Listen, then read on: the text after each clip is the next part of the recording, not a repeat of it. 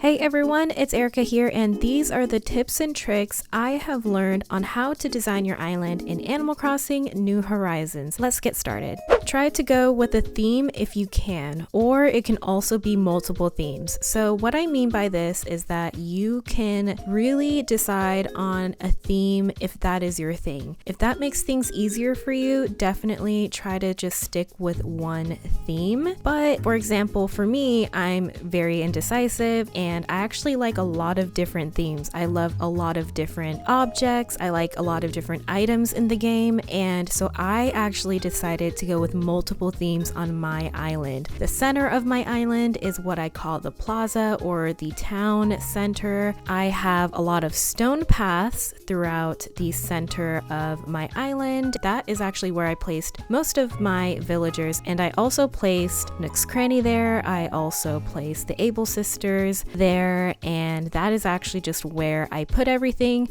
mainly because I think it's very convenient to have these places closer together. That's just me. For example, if I needed to sell something or if I needed to buy anything, maybe from the Able Sisters or Nook's Cranny, I can do that. And what's really nice is that this area is also very close to my airport. So again, if I'm trading with someone, if someone wants to come over to my island, things like that, it's very easy to do. This might also not be a design tip per se, but this is just a general tip, is to actually buy the ATM from Nook's Shopping and place it near your airport. I cannot tell you how many times this has saved my butt when I have to get some money to trade. It's also very close to Nook's Cranny, so again, if I don't have any money to buy an item that I really like there, I can always run to my ATM and get some money. So super convenient. It's a lifesaver. I highly recommend it. And then for other parts of my island, I do have a very nice boardwalk that I built and designed, and then I also have a cottagecore area. So that area is full of trees, flowers, plants. It's super beautiful. That is what I'm definitely very proud of as well. So I have a little bit of city, a little bit of town design in my island, and then I also have a cottagecore area on my island as well. And so that is what I did. I kind of decided to go with multiple themes there, and there's no rules in this game really with designing, which is really cool. So you really can have multiple themes and make it cohesive if you want. So that is definitely a tip I have on designing your island. And then next is to fill empty spaces with DIYs and trees. So what I see so many people do on their island, whether it's cottagecore or not, I know cottagecore is a very popular theme people have, but whether it's cottagecore or not, people fill empty spaces with DIYs. And this is super cost effective. You don't need a lot of bells to do this. You just need some resources and your tools and you're good to go. It's definitely easier to do this with your island, and it honestly creates beautiful designs. So you really don't need crazy items to decorate your island. You don't need any unique or hard to get items. All you really need are DIYs. If you're stuck, if you're confused, just look at your DIYs and you can easily, put something down there and go ahead and start designing. And I also bring up the tip on filling empty spaces with trees because trees really do make the biggest difference. Sometimes I look at my areas and I think to myself, what can fill up this space? I pretty much put all my items down. I have my pathways. I have everything I need. I have flowers. I have things to decorate the area. Everything's looking good. And then I think to myself, what is missing?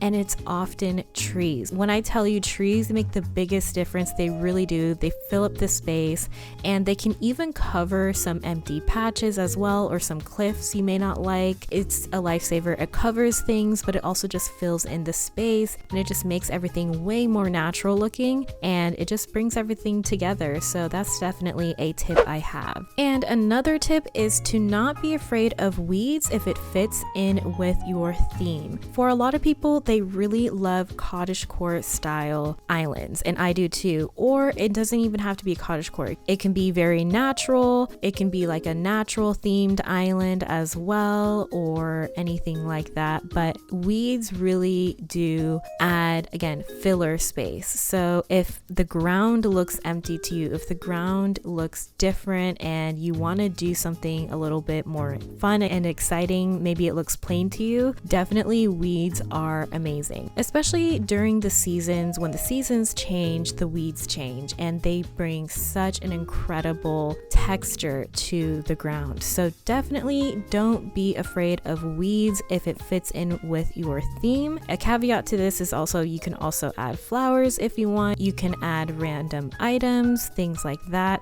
I see so many people use like socks on the ground, shoes, but they honestly add a vibe. You can also add books to the ground as well. You can also do custom paths like picnic blankets. I've done that in the past. You can do brick designs here and there, flower designs, flower custom designs you can just kind of put on the floor, things like that. So if you think your paths look empty, or if you want to, create paths or create, really cool designs on the floor, you can definitely do that. And then the next tip I have is to design around one item. Now, this is not for everyone, but if it makes it easier, you can definitely design around one item you really like.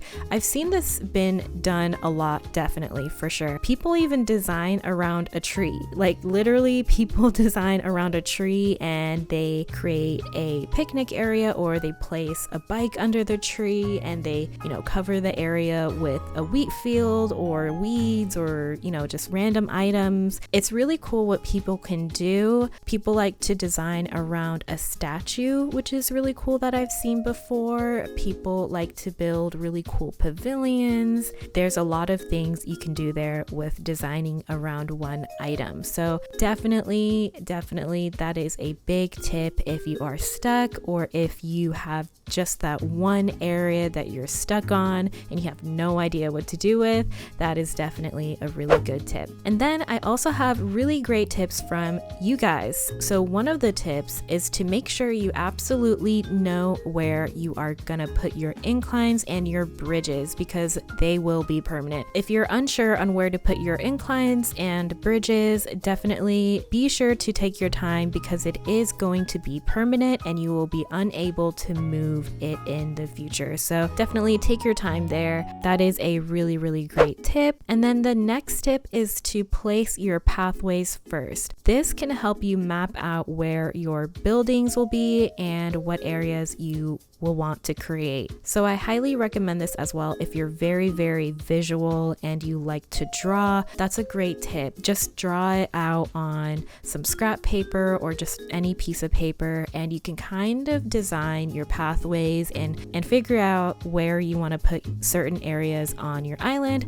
such as where you want to put Nook's Cranny, the museum, your bridges, your inclines. You can definitely go on the whim if that's your thing, but if you love to plan, design, and draw, then that is a really, really great tip. And again, if there's empty spaces on your island, which there definitely might be, definitely don't be afraid to, build the DIYs, design around, a certain item. Look online for inspiration. Of course, there are so many designs online. For example, you can go on Pinterest, you can go on Instagram, you can even go on YouTube. You can even look at my channel if you'd like. I have so many island tours that you guys can look through. You can also look at some of my live streams or my gameplay videos, as well as I build different areas on my island. So there are definitely a lot of resources for you guys online to really look for inspiration if you're stuck, such as deciding how to kind of decorate your museum, how to decorate around Nook's Cranny,